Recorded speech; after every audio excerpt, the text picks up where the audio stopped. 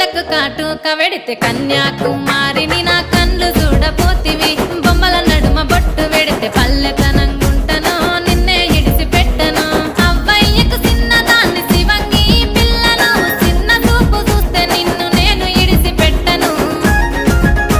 ఓ పిల్లగా అరరే ఓ పిల్లగా అమ్మో ఓ పిల్లగా వెంకటేశు చూడకపోతుంటవో కానకపోతుంటవో నా పిల్లగా వెంకటేశు చూడకపోతుంటవో కానకపోతుంటవో